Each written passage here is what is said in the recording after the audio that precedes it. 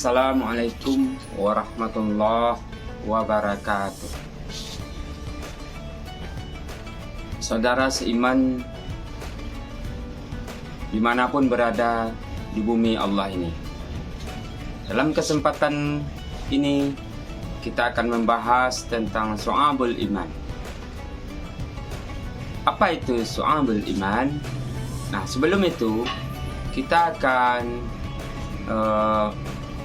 lebih tahu dulu tentang pengertian iman. Iman secara lughah atau secara bahasa artinya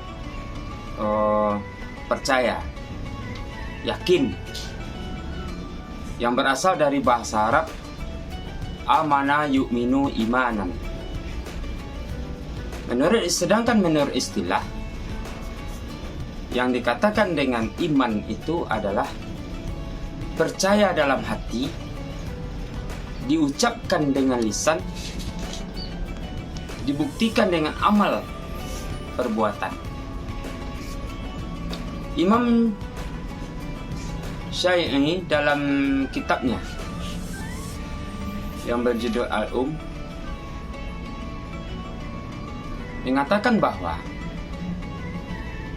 apa kata Imam Syafi'i? Bahwa sesungguhnya yang disebut dengan iman adalah suatu ucapan, suatu perbuatan, suatu niat. Nah, di mana tidak sempurna salah satu di antaranya jika tidak bersamaan dengan yang lain, antara hati, ucapan, dan perbuatan. Nah, dalam hal ini Allah telah menyatakan di dalam sejak manusia itu dari alam kandungan ibunya masing-masing. Sejak manusia itu berada di alam roh, Allah katakan di dalam surat Al-A'raf ayat 172. Bismillahirrahmanirrahim. Wa idh akhadha rabbuka min bani Adam min zuhurihim dzurriyyatahum wa ashhaduhum ala anfusihim alastu bi rabbikum qalu bala syahidna. Dan ingatlah ketika Tuhanmu mengeluarkan anak keturunan Adam dari sulbi mereka, dan Allah mengambil kesaksian terhadap jiwa mereka. Seraya Allah berfirman, Alastu bi rabbikum, bukankah aku ini Tuhanmu? Maka mereka menjawab, betul ya Allah, benar ya Allah, kami menjadi saksi. Nah, sanak saudara seiman dimanapun berada di bumi Allah, adapun pilar-pilar iman itu terdiri dari 6 perkara yang kita kenal dengan arkanul iman atau rukun iman. Apa yang 6 itu? Pertama, beriman kepada Allah, beriman kepada rasul-rasul Allah, beriman kepada malaikat-malaikat Allah, kemudian beriman kepada kitab-kitab Allah, dan meyakini akan datangnya hari akhir. Serta yang keenam adalah mempercayai adanya qada dan qadar dari Allah. Sahabat, sanak saudara seiman yang kami hormati. Nah, pada kesempatan ini terkait dengan iman itu ada istilah Syu'abul Iman. Syu'abul Iman itu menurut Syekh Muhammad Nawawi bin Umar Al-Jawi dalam kitabnya Qami'ul Lughan ala Manzumati Syu'abul Al-Iman, iman itu terdiri dari 6 pilar seperti yang kita ketahui, dan memiliki beberapa unsur-unsur dan perilaku-perilaku yang menambah amal manusia jika dilakukan semuanya, dan mengurangi amal manusia apabila ditinggalkan. Adapun 77 cabang itulah yang disebut dengan Syu'abul Iman. Jadi Syu'abul Iman itu artinya adalah cabang-cabang iman. Adapun sebagai dalilnya dapat kita kemukakan di sini dari hadis Rasulullah sallallahu alaihi wasallam an Abi Hurairah radhiyallahu anhu. Dari Abi Hurairah, semoga Allah meridainya, qala Rasulullah sallallahu alaihi wasallam, telah berkata Rasulullah sallallahu alaihi wasallam, al-imanu bid'un wa sab'una aw bid'un wa sittuna syu'batan fa afdaluha qaulu la ilaha illallah. Dari Abu Hurairah, semoga Allah meridainya, bahwa Rasulullah SAW bersabda, iman itu ada 77 cabangnya. Yang paling utama adalah mengucapkan la ilaha illallah. Wa adnaha imata al-azanit tariq, dan yang paling kurang adalah menyingkirkan apa yang menghalangi orang di jalan. Wal haya'u syu'batun minal iman. Adapun malu itu adalah salah satu dari cabang iman. Hadis diriwayatkan oleh Muslim. Sanak saudara seiman dimanapun berada di bumi Allah. Adapun macam-macam dari Syu'abul Iman itu adalah dapat kita ketahui bahwa dimensi dari iman itu menyangkut kepada 3 hal. Dimensi iman menyangkut pada 3 hal. Pertama, ma'rifatu bil qalbi, yaitu meyakini dengan hati. Yang kedua, ikrarun bil lisan, mengikrarkan dengan ucapan, dengan lisan. Yang ketiga, amalun bil arkan, yaitu mengamalkan dengan perbuatan anggota badan. Sanak saudara seiman, ada beberapa ahli hadis yang menulis risalah mengenai Syu'abul Iman atau cabang-cabang iman ini. Di antaranya adalah Imam Baihaqi di dalam kitabnya Syu'abul Iman. Kemudian yang kedua ada Abu Abdillah dalam kitabnya Fawaidul Minhaj. Kemudian ada Syekh Abdul Jalil dalam kitabnya Syu'abul Iman.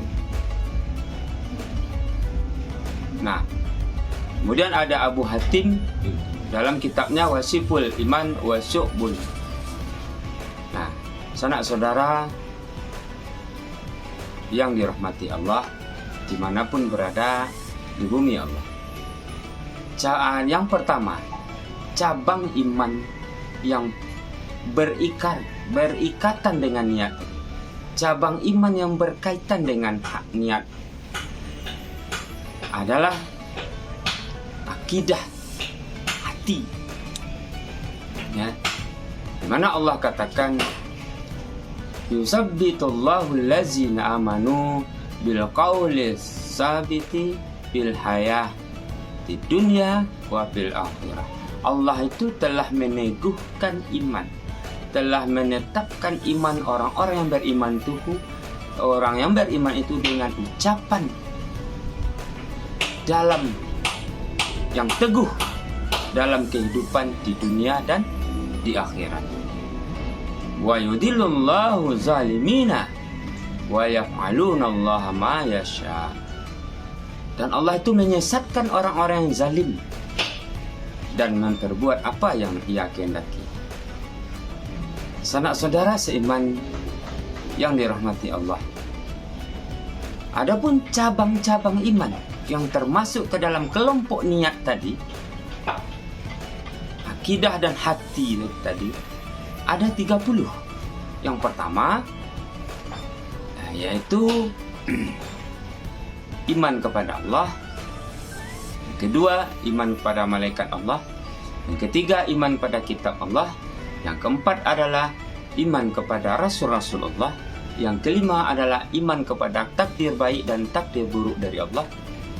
Yang keenam adalah iman pada hari akhir. Yang ketujuh, iman pada kebangkitan setelah adanya kematian.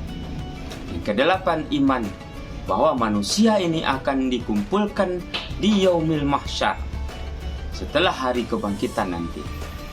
Yang kesembilan, meyakini, mengimani bahwa orang mukmin akan tinggal di surga dan orang-orang kafir akan tinggal nanti di neraka. Yang kesepuluh, mencintai Allah. Ini di hati, mencintai Allah Subhanahu wa Ta'ala. Yang ke-11, mencintai dan membenci sesuatu adalah karena Allah. Cinta kita kepada sesuatu ataupun benci kita kepada sesuatu karena Allah. Yang ke-12, mencintai Rasulullah dan memuliakannya. Yang ke-13, ikhlas dan tidak ria, menjauhi sifat-sifat yang munafik. Ke-14, bertaubat, menyesal, berjanji tidak akan mengulang suatu perbuatan dosa lagi. Yang ke-15, yang berkaitan dengan hati itu cabang iman adalah takut kepada Allah, kepada azabnya Allah. Yang ke-16, selalu kita mengharapkan keridaan Allah, mengharapkan rahmat dari Allah. Yang ke-17, tidak berputus asa dari rahmat Allah, apapun yang Allah berikan.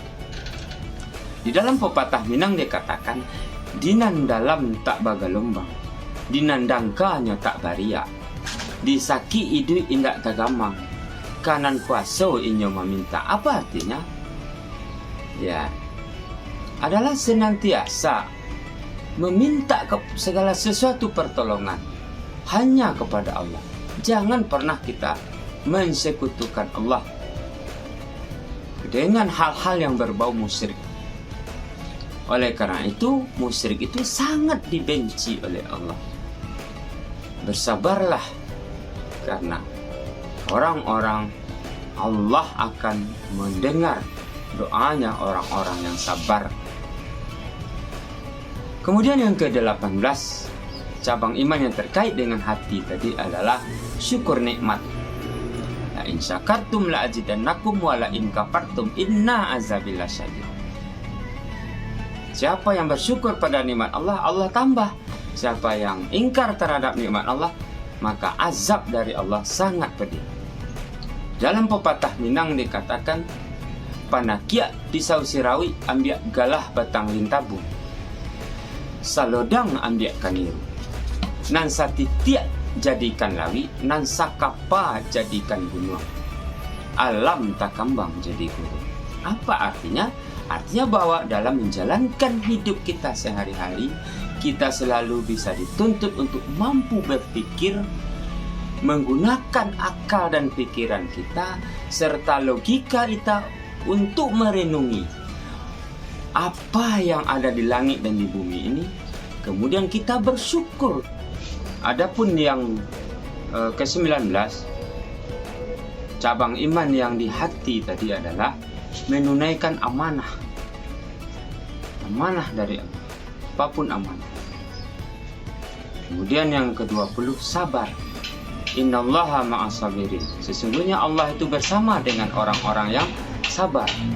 Ada pepatah Minang mengatakan, nan elok lapangkan hati, nan halui baso jobasi. Apa artinya? Agar menjadi orang yang baik, agar menjadi orang yang selalu disegani, itu selalulah kita bersifat sabar dan berbudi bahasa yang baik. Yang ke-21, tawadhu', rendah hati, menghormati orang yang lebih tua dari kita. Yang ke-22, selalulah berkasih sayang dengan anak-anak yang kecil, tebar kasih sayang. Yang ke-23, ridha, reda dengan takdir Allah. Yang ke-24, bertawakal, berserah diri kepada Allah. Ada pepatah Minang mengatakan, aka hilang paham tertumbuh, berserah diri pada Tuhan. Apa artinya? Dalam hidup ini, masalah akan selalu datang silih berganti. Ada yang kecil, ada yang menengah, ada yang besar masalah. Nah, jika masalah yang kita hadapi itu sangat berat, tidak terpikirkan, maka berserah dirilah kita kepada Allah. Mohonlah petunjuk dari Allah. Yang ke-25, meninggalkan sifat takabur, sifat sombong, angkuh. Ke-26, tidak iri, tidak dengki. Bersihkan hati kita dari sifat-sifat yang iri dan dengki. Yang ke-27, tanamkan rasa malu, adanya rasa malu. Malu berbuat maksiat, malu kita kalau tidak salat. Kemudian yang ke-28, tidak mudah marah. Selalu menjaga jangan sampai marah yang berlebihan. Kemudian yang ke-29, tidak menipu, tidak suuzan, tidak berburuk sangka kepada siapapun juga. Dan yang ke-30 adalah meninggalkan segala kecintaan terhadap dunia. Terlalu cinta pada dunia, terlalu cinta pada harta, terlalu cinta kepada jabatan. Ini harus kita hindari. Sanak saudara seiman dimanapun berada di bumi Allah. Yang kedua, cabang iman yang kedua yang berkaitan dengan lisan, dengan mulut. Di mana setiap orang yang beragama Islam, setiap muslim selalu hendaknya menjaga lisannya agar bisa dipergunakan untuk sesuatu yang baik, sesuatu yang tidak bertentangan dengan Allah. Ada Rasulullah SAW mengatakan, kata Rasulullah, lisan orang yang berakal muncul dari balik hati nuraninya, sehingga ketika ia berbicara, terlebih dahulu ia akan kembalikan kepada hati nuraninya. Apabila pembicaraannya bermanfaat baginya, maka ia berbicara. Dan apabila berbahaya, maka ia akan menahan dirinya untuk tidak berbicara. Sementara hati orang yang bodoh terletak kepada mulutnya.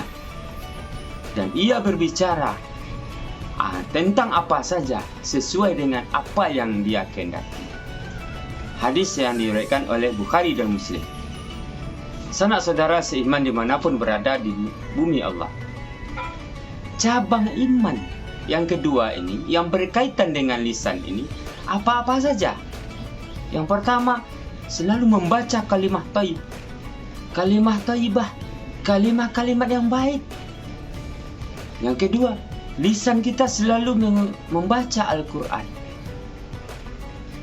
Yang ketiga, belajar, menuntut ilmu. Yang keempat, mengajarkan ilmu. Setelah kita belajar, mengajarkan ilmu kepada orang lain, berbagi ilmu. Kemudian yang kelima, berdoa. Selalu kita berdoa, pakai lisan kita untuk berdoa kepada Allah. Yang keenam, berzikir, mengingat Allah, beristighfar, basahi lidah kita dengan zikir dan istighfar. Yang ketujuh, menghindari bacaan yang sia-sia, perkataan yang sia-sia. Sanak saudara seiman dimanapun berada di bumi Allah.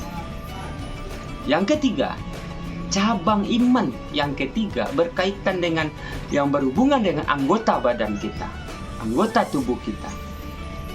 Jadi ulama telah memilah ada sebanyak 40 cabang, dimensi-dimensi perbuatan yang mencerminkan keimanan seseorang dalam perbuatannya. Semakin baik kualitas iman seseorang, maka akan semakin baik pula perilakunya, perbuatannya. Begitupun sebaliknya, semakin jelek kualitas iman seseorang, maka perbuatannya juga mencerminkan perbuatan yang jelek.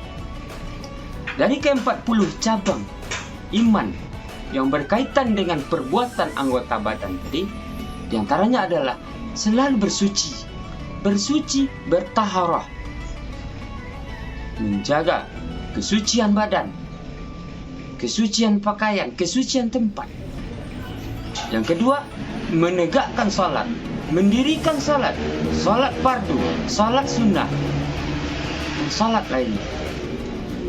Kemudian yang ketiga, selalu bersedekah kepada fakir miskin, kepada anak yatim, membayar zakat, termasuk zakat fitrah, zakat mal,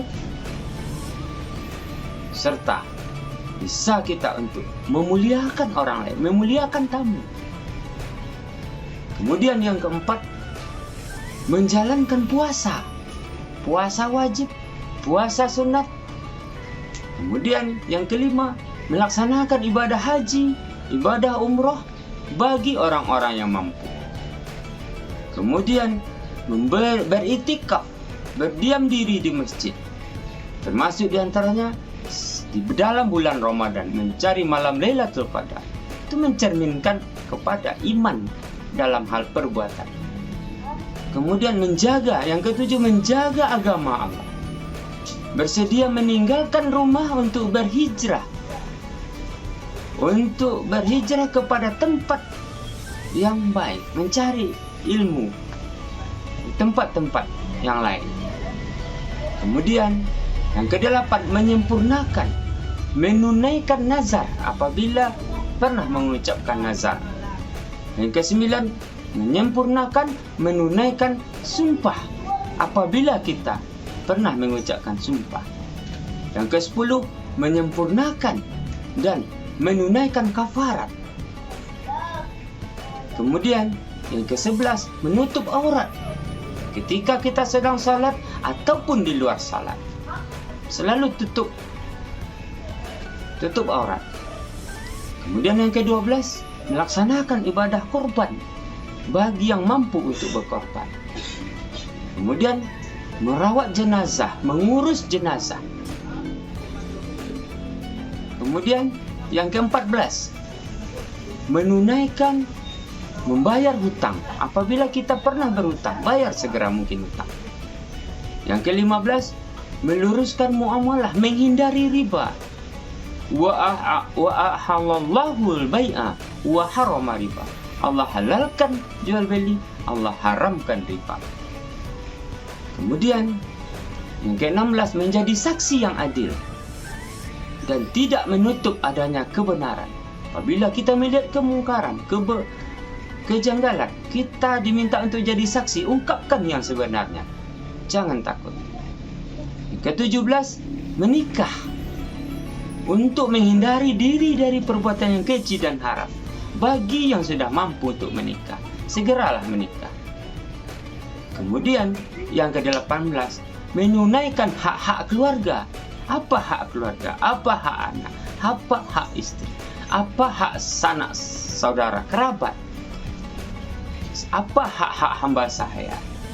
Kemudian yang ke-19, berbakti kita, menunaikan hak orang tua kita, berbuat baik kepada orang tua. Yang ke-20, mendidik anak kita dengan pola didik dan pola asuh yang baik. Kemudian yang 21, menjalin silaturahmi dengan keluarga, dengan sanak, dengan tetangga, dengan masyarakat kita, sehingga kita menjadi orang yang terbaik di masyarakat. Kemudian yang ke-21, taat, patuh kepada orang tua, pada orang-orang yang lebih tua dari kita. Kemudian yang ke-23, kita berusaha menjadi pemimpin yang adil, menegakkan pemerintahan yang adil. Ada pepatah Minang mengatakan, tibo di mato indak dipicangkan, tibo di paru indak dikampihkan, tibo di dado indak dibusuangkan, mendapik samu balabo, Kehilangan samo merugi, mau kuah samo panjang, mambilai samo laweh, baragiah samo banyak. Artinya apa? Kita harus berbuat, menegakkan kebenaran itu dengan adil. Yang ke-24, mendukung orang untuk bergerak dalam kebenaran. Apapun ada orang yang berbuat kebenaran, kita dukung. Ada pepatah Minang juga mengatakan terkait ini. Kok dianjak orang padu pasu padan, kok dialih orang kata pusako, kok dirubah orang kata dahulu. Jan cameh nyau melayang, jan takui darah kasera, asalkan lai dalam kebenaran. Basilang tombak dalam parang, sabalun aja bapantang mati, baribu sabab mandati, namun mati hanya sekali. Walau kita nyawa taruhannya, tegakkan kebenaran dan dukung orang berbuat kebenaran. Yang ke-25, sanak saudara seiman dimanapun berada di bumi Allah, mentaati hakim atau pemerintahan, tidak melanggar syariat-syariat. Yang ke-26, memperbaiki hubungan muamalah kita dengan sesama kita. Jangan rusak hubungan dengan sesama kita. Yang ke-27, menolong orang lain. Ta'awanu 'alal birri wat taqwa. Bertolong-tolonglah kamu dalam kebenaran dan ketakwaan. Yang ke-28, amar ma'ruf nahi mungkar. Selalu kita menyuarakan kebaikan yang ma'ruf dan mencegah orang untuk berbuat kemungkaran. Yang ke-29, menegakkan hukum-hukum Allah, mulai dari diri kita, keluarga kita, dan masyarakat kita. Kemudian yang ke-30, berjihad. Berjihad di jalan Allah, mempertahankan wilayah kita, mempertahankan daerah kita, itu termasuk dalam rangka jihad. Yang ke-31, menunaikan amanah, termasuk mengeluarkan 1/5 harta rampasan perang. Harta ghanimah itu termasuk amanah. Yang ke-32, membayar hutang. Yang ke-33, memberikan hak-hak tetangga, memuliakannya. Yang ke-34, mencari harta dengan cara yang halal, dengan cara yang baik. Yang ke-35, menyedekahkan harta, menghindari perbuatan dari sifat boros, sifat kikir. Yang ke-36, memberi dan menjawab salam. Apabila orang mengucapkan salam, kita jawab. Termasuk memberi, mengucapkan salam pada orang. Yang ke-37, mendoakan orang yang bersin. Ketika orang bersin, kita doakan. Yang ke-38, menghindari perbuatan yang merugikan orang lain, yang menyusahkan, menghindari perbuatan yang menyusahkan orang lain. Yang ke-39, menghindari permainan atau senda gurau yang berlebihan. Yang ke-40, yang terakhir, menyingkirkan benda-benda apa yang mengganggu di jalan. Duri kah? Kulit pisang kah? Nah, itu perbuatan. Jadi ada 40 perbuatan, minimal perbuatan yang mencerminkan cabang-cabang iman itu dalam hal perbuatan yang telah kita perbuat. Sanak saudara seiman dimanapun berada di bumi Allah. Selanjutnya kita lihat apa tanda-tanda orang yang beriman. Yang pertama, tanda orang beriman, jika mendengar nama Allah, disebut nama Allah, gemetar hatinya, dibacakan ayat-ayat Allah, maka bergejolak hatinya untuk segera mengamalkannya. Allah berfirman di dalam surat Al-Anfal ayat 2. Bismillahirrahmanirrahim. Innamal mu'minuna alladzina idza dzukirallahu wajilat qulubuhum wa idza tuliyat 'alaihim ayatuhu zadatkum imana wa 'ala rabbihim yatawakkalun. Sesungguhnya orang yang beriman adalah mereka apabila disebut nama Allah, gemetar hatinya. Dan apabila dibacakan ayat-ayat Allah, maka bertambah kuat imannya. Dan hanya kepada Allah lah mereka itu bertawakal. Yang kedua, tanda orang beriman adalah senantiasa bertawakal, berserah diri kepada Allah setelah dia berikhtiar, setelah dia bekerja keras, kemudian berdoa, menyerahkan sepenuhnya pada Allah. Ini dijelaskan oleh Allah dalam surat At-Taghabun ayat 13. Bismillahirrahmanirrahim. Allahu la ilaha illa huwa wa 'alallahi falyatawakkalul mu'minun. Dialah Allah, tidak ada Tuhan selainnya. Dan hendaklah orang-orang yang mukmin itu bertawakal kepada Allah. Yang ketiga, tanda-tanda orang yang beriman adalah selalu tertib dalam menegakkan dan menjalankan salat, disiplin dalam salat. Allah katakan dalam surah Al-Mu'minun ayat 2. Bismillahirrahmanirrahim. Alladzina hum fi salatihim khashi'un. Sungguhnya orang-orang yang beriman itu yaitu orang-orang yang khusyuk dalam salatnya. Ada pepatah dalam Minang mengatakan, ayam baku kuak paja manying siang, tabuah babunyi azan pun riwah. Jagolah lalu marilah sumbayang, menyembah Allah di waktu subuh. Artinya apa? Kapanpun dimanapun kita berada, tunaikan salat dalam keadaan apapun. Selalu kerjakan salat 5 waktu dengan penuh keikhlasan.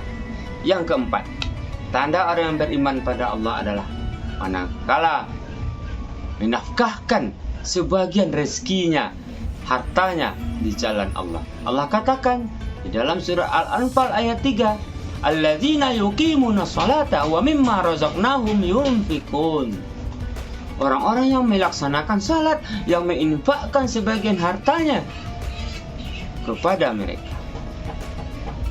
Yang kelima, tanda-tanda beriman pada Allah adalah menghindari perkataan yang tidak berguna, perkataan logha, perkataan yang tidak berguna. Dalam surah Al-Mu'minun ayat 3 juga Allah katakan, Bismillahirrahmanirrahim, walladzina hum 'anil lagwi mu'ridun. Dan orang-orang yang menjauhkan dirinya dari perkataan yang tidak berguna. Ada pepatah Minang mengatakan, jika bakato indak menyinggung, kok bapambari joranda hati. Jadi panutan de orang sakampung, sumara orang sanagari. Artinya apa? Ini menanda, peribahasa itu menjelaskan bahwa jika seseorang itu punya ilmu yang tinggi, punya ilmu agama yang tinggi, tutur katanya hendaklah selalu sopan.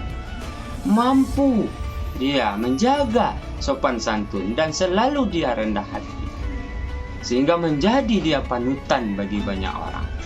Yang keenam, tanda orang beriman pada Allah adalah berjihad di jalan Allah dengan jiwa dan harta mereka. Allah katakan dalam surah At-Taubah, Bismillahirrahmanirrahim, unfiru khifafan wa siqalan wajahidu bi amwalikum wa anfusikum fi sabilillah zalikum khairul lakum in kuntum ta'lamun. Berangkatlah kamu baik dengan rasa ringan maupun dengan rasa berat hati, berjihadlah dengan harta, dengan jiwamu di jalan Allah. Yang demikian itu adalah lebih baik bagi kamu jika kamu mengetahui. Yang ketujuh, tanda orang yang beriman yang ketujuh adalah memelihara amanah dan selalu menepati janji. Allah katakan di dalam surat Al-Mu'minun ayat 8, Bismillahirrahmanirrahim, walladzina hum li amanatihim wa ahdihim ra'un. Dan orang-orang yang memelihara amanah-amanah yang dipikulkan kepadanya dan janji-janjinya. Sanak saudara seiman dimanapun berada di bumi Allah. Nah, pada kesempatan kali ini kita melihat ada problematika penerapan keimanan di sekitar kita. Semakin maju perkembangan teknologi komunikasi yang saat ini, di mana grafik penyimpangan perilaku, penyimpangan moral, dekadensi moral seolah-olah Ya, berbanding lurus dengan tingkat kemajuan teknologi ini, tingkat peradaban. Sehingganya nilai-nilai norma-norma agama sering diabaikan. Tandanya iman ini sudah mulai rapuh. Menurut Abu Bakar bin Lal, berdasarkan hadis, dijelaskannya ada setidaknya 5 ujian keimanan yang dihadapi oleh orang-orang saat ini. Yang pertama, orang mukmin yang saling mendengki. Berapa banyaknya orang sekarang dengki, iri hati, melihat orang senang dia sakit hati, melihat orang susah dia senang. Nah, dengki. Yang kedua, kaum munafik yang selalu membenci kaum muslimin. Di mana orang-orang munafik itu di hatinya itu tidak senang, dia membenci, selalu membenci kita, orang yang beriman. Yang ketiga, orang-orang yang kafir akan selalu memerangi kita, tidak akan pernah. Lan tarda angkal yahudu wala nasara hatta tattabi'a millatahum. Tidak akan pernah senang orang Yahudi dan Nasara, orang Nasrani tidak akan. Sebelum kita menjadi mengikut kepada millah mereka, pada agama mereka. Taruhlah sekarang ini kita tidak pindah agama kita, tapi perbuatan orang kafir yang telah kita lakukan, budaya orang kafir yang telah kita perbuat, berarti kita sudah masuk kepada millah mereka. Kemudian yang keempat adalah problemanya, kita lihat sekarang, tipu muslihat setan yang selalu menggoda kita setiap hari. Setan tidak akan pernah senang kepada kita. Kita berbuat kebaikan tidak pernah senang. Kita taat, setan itu selalu menggoda kita untuk selalu tidak taat. Kemudian halum lagi yang kelima, hawa nafsu. Ya, hawa nafsu dari dalam diri kita. Nah, ini yang akan selalu memperturutkan hawa nafsu sehingga lupalah semuanya. Sanak saudara seiman, dimanapun berada di bumi Allah, adapun hikmah dan manfaat dari kita mempelajari Syu'abul Iman ini adalah, ya, yang pertama, iman itu menghilangkan sifat kepercayaan manusia terhadap makhluk. Dengan adanya iman, dengan adanya keyakinan kepada Allah ini, maka akan menghilangkan sifat kepercayaan kita kepada makhluk yang seolah-olah makhluk itu mempunyai kekuatan, padahal tidak. Nah, makhluk setan terpercaya kita, bukan. Allah lah yang berbuat, Allah lah yang patut kita agungkan. Yang kedua, hikmahnya adalah iman ini menanamkan sikap kita tidak takut kita menghadap kematian. Sehingganya dengan adanya iman itu kita tidak takut menghadap mati. Kita persiapkan diri kita untuk menghadapi kematian itu.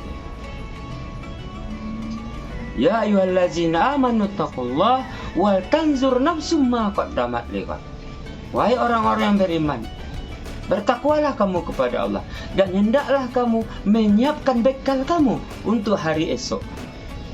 Jangan takut menghadap kematian, persiapkan diri kita.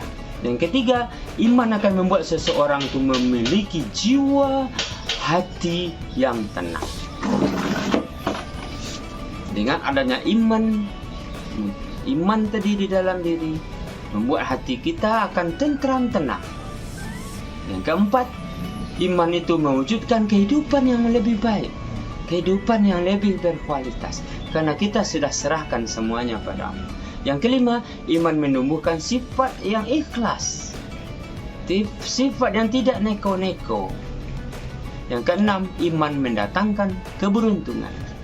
Yang ketujuh, dengan adanya keyakinan keimanan tadi akan mencegah kita dari berbagai penyakit jasmani, apalagi penyakit rohani. Ada pepatah Minang mengatakan, lamu hidup banyak diraso, jauh berjalan banyak dilihat. Jika iman kurang di dado, maka disiko umat mangko akan sasek. Nah, kita artinya bahwa kita dianjurkan untuk senantiasa memelihara, meningkatkan keimanan kita kepada Allah. Karena jika sampai iman kita hilang, maka kita akan berada dalam kesesatan yang nyata. Ibarat orang buta akan kehilangan pedomannya di dalam hidup. Sanak saudara seiman dimanapun berada di muka bumi Allah. Orang Minang mengatakan tambilang di sisi lansek kok rabah tolong tagakkan. Ambo bilang sado nan dapik nan tinggal untuk nan pandai. Banyak maaf. Wabillahi taufiq wal hidayah. Wassalamualaikum warahmatullahi wabarakatuh.